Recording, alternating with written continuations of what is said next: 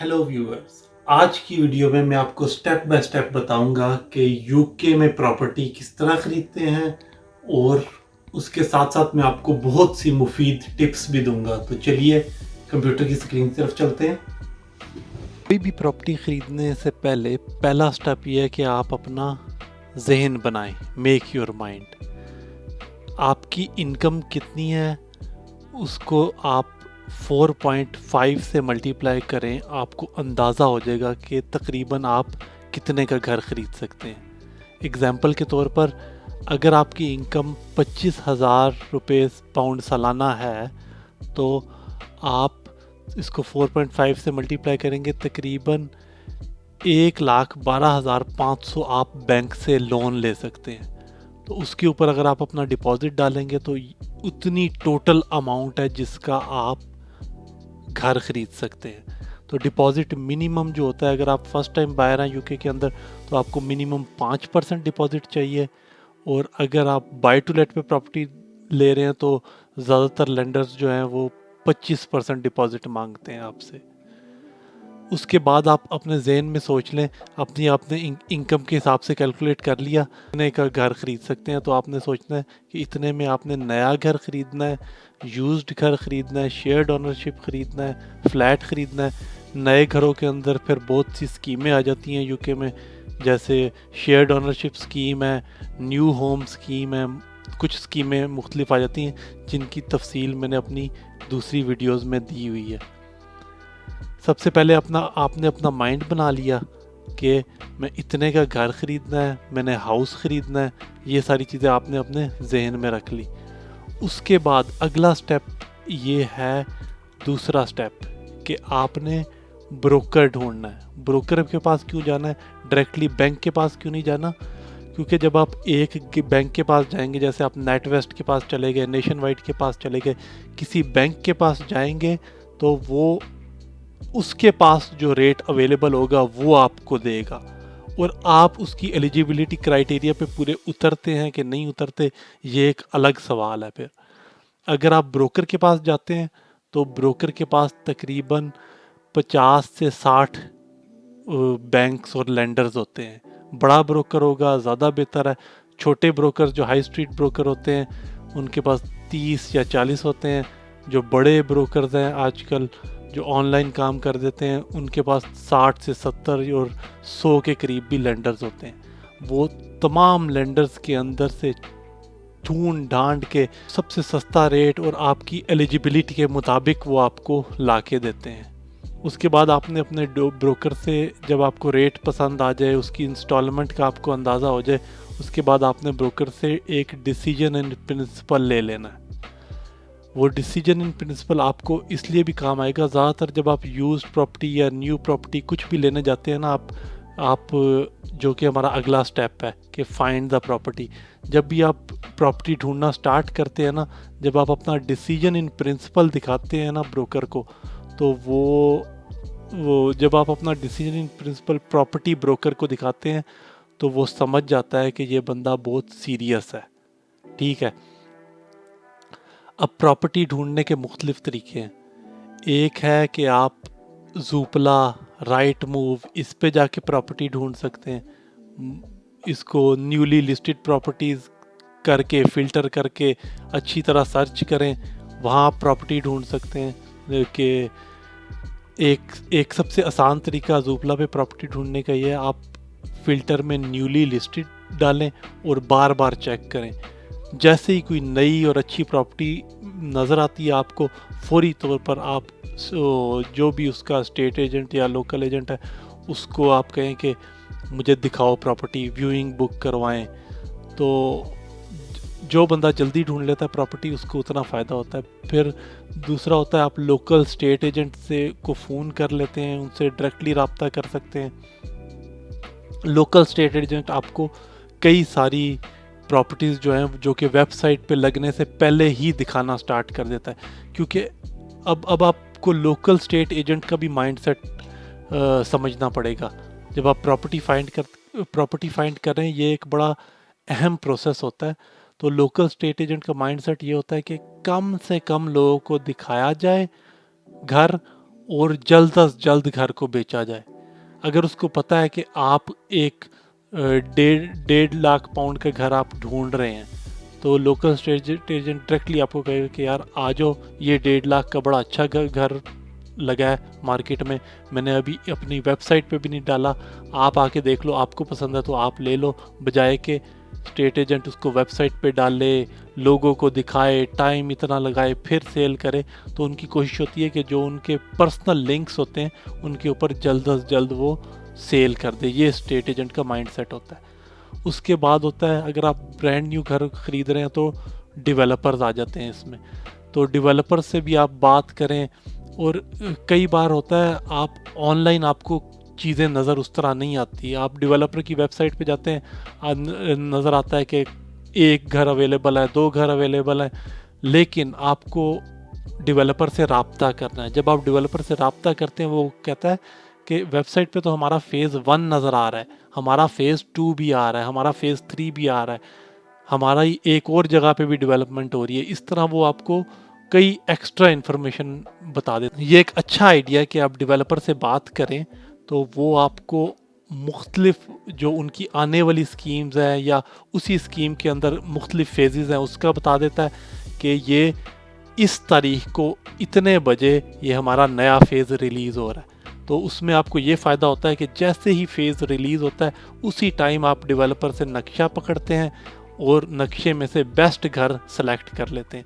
किसी भी डेवलपमेंट में सारे घर एक जैसे नहीं होते। न्यू डेवलपमेंट में कुछ घर ज़्यादा बेहतर होते हैं, कुछ कम बेहतर होते हैं, तो उसके अंदर से आपने अपनी पसंद के मुताबिक बेस्ट घर सेलेक्ट करना होता है। वो आप उसी सूरत कर सकते हैं कि आप सबसे पहले अगर पहुंचेंगे तो आपको सबसे बेहतर चीज़ मिल जाएगी आपकी ख्वाहिश के मुताबिक।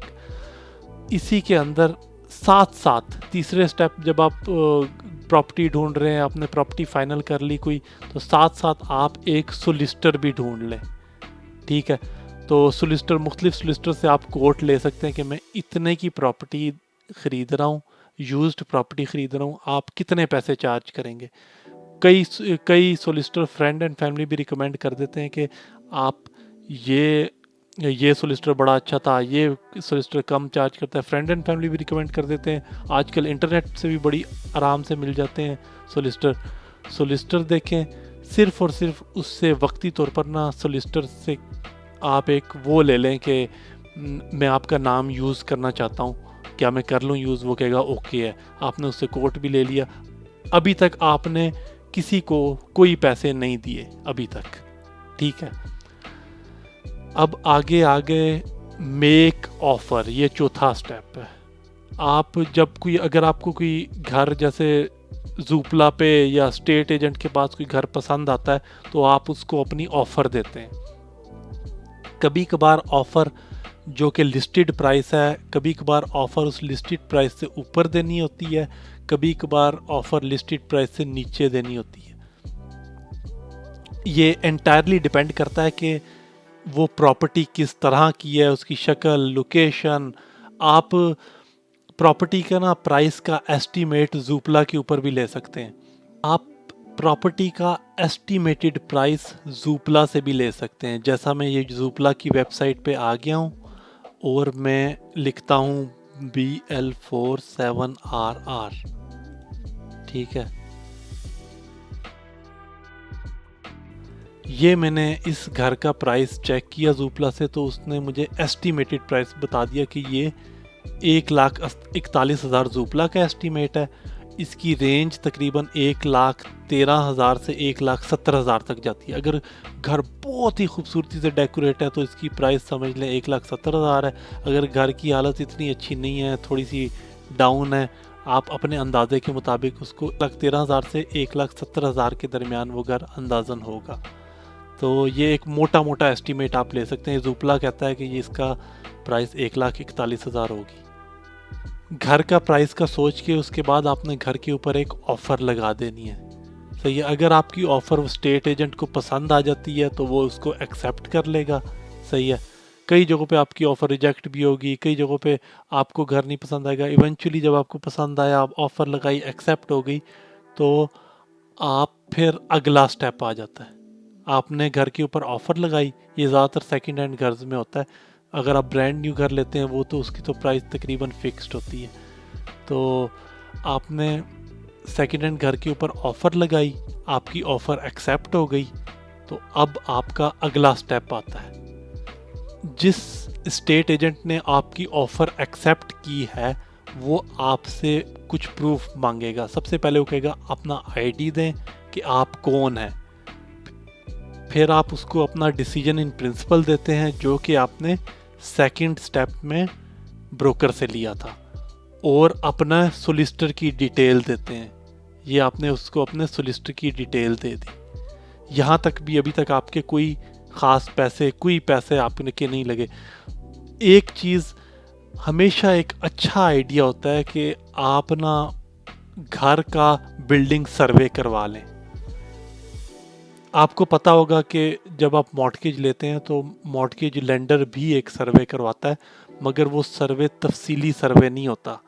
वो सर्वे सिर्फ और सिर्फ लेंडर के अपने लिए होता है कि हम सेफ हैं कि नहीं है। अगर आप इंडिपेंडेंट बिल्डिंग सर्वेयर तकरीबन 400, 500, 600 इस तरह इंडिपेंडेंट बिल्डिंग सर्वेयर आपसे चार्ज करेगा। अगर घर में कोई बड़ा मसला निकल आता है तो आप उसी टाइम वो प्रॉपर्टी छोड़ सकते हैं। और अगर तो घर में कोई छोटा मोटा मसला है तो इंडिपेंडेंट सर्वेयर की रिपोर्ट को दिखाकर आप जो सेलर है उससे मज़ीद बारगेन भी कर सकते हैं। कह सकते हैं कि ये मैंने सर्वे करवाया, ये इंडिपेंडेंट सर्वे कह रहा है कि ये काम भी होने वाला है, ये काम भी होने वाला है, इस घर में ये मसला भी है, ये मसला भी है, ये मसले मसाइल आपने मुझे पहले नहीं बताए थे। तो वो मसले मसाइल आप इंडिपेंडेंट सर्वे की रिपोर्ट दिखा के अगर आप उसको कहेंगे तो इस सूरत में बहुत बार घर की प्राइस में बहुत अच्छा बारगेन भी हो जाता है। तकरीबन 5-6 हज़ार पाउंड तक की भी बचत आराम से हो जाती है। आप उसको बताते हैं ये फॉल्ट है जो आपने नहीं बताए थे मुझे। उसके बाद जब आपके घर की प्राइस फाइनल होगी, सब कुछ हो गया, आपने ब्रोकर के पास वापस जाना है और मॉर्टगेज के लिए अप्लाई कर देना है। ब्रोकर आपके लिए अप्लाई कर देगा बैंक में। 7वां स्टेप आ जाता है सोलिसिटर का। सोलिसिटर अपनी सर्चेस स्टार्ट कर देगा, अपना लीगल वर्क वो कंप्लीट करेगा। और एक और इसके अंदर जब आप सोलिसिटर की स्टेज पे जाते हैं तो एक अच्छी टिप ये है कि सोलिसिटर की ना तकरीबन 50-60 पाउंड की इंश्योरेंस होती है, वो आप ज़रूर ले लें। इन केस आपकी ट्रांजैक्शन कंप्लीट नहीं होती, कोई मसला सर्चिस के अंदर निकल आता है, कोई मसला होता है, तो सोलिसिटर आपसे अपनी फ़ीस चार्ज नहीं करेगा। आपको सिर्फ ये 60 पाउंड की इंश्योरेंस आपको सोलिसिटर की फ़ीस कवर कर देगी। अगर आपकी सेल कंप्लीट हो जाती है दैट्स वेल एंड गुड। अगर कंप्लीट नहीं होती तो आपको सिर्फ 60 पाउंड देने होते हैं, आपकी सोलिसिटर की फ़ीस से आपकी बचत हो जाती है। फाइनल स्टेप होता है exchange of contract and completion. आमतौर पर जो सेकेंड हैंड प्रॉपर्टीज़ होती हैं उसमें एक्सचेंज ऑफ कॉन्ट्रैक्ट और कंप्लीशन एक टाइम पे ही हो जाती हैं, और जो ब्रांड न्यू प्रॉपर्टीज़ होती हैं उसमें एक्सचेंज ऑफ कॉन्ट्रैक्ट पहले हो जाता है। और ये वो टाइम होता है जब आप लीगली बाउंड हो जाते हैं घर को ख़रीदने के लिए। तो नए घरों में एक्सचेंज ऑफ कॉन्ट्रैक्ट पहले हो जाता है, और कंप्लीशन जब घर बिल्कुल मुकम्मल हो जाता है तो उस टाइम पे कंप्लीशन हो जाती है। तो ये लास्ट स्टेप होता है, इसमें आप रेडी टू मूव होते हैं प्रॉपर्टी में जाने के लिए। ये मैंने आपको बस एक रफ़ एस्टीमेट बताया था कि किस तरह यहाँ पे मॉर्टगेज का प्रोसेस वर्क करता है। मैं अगले आने वाली वीडियोस में आपको एक एक स्टेप की मज़ीद तफसीलात भी बताऊँगा और आपको मज़ीद टिप्स भी बताऊँगा कि किस तरह आप बेस्ट से बेस्ट डील ले सकते हैं। Thank you very much for watching. See you in next video.